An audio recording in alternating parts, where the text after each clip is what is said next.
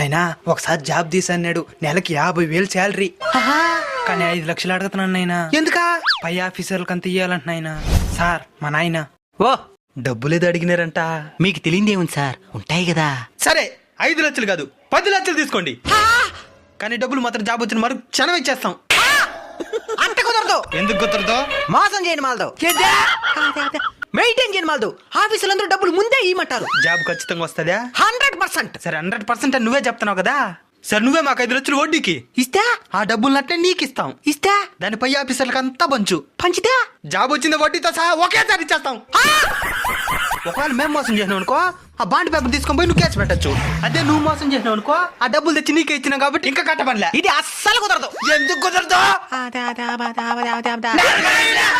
ఇలాగ డబ్బులకి జాబ్ తీస్తాను మోసం చేసే వాళ్ళు సమాజంలో చాలా మంది ఉంటారు. ఈ పద్ధతి ఫాలో అవ్వండి.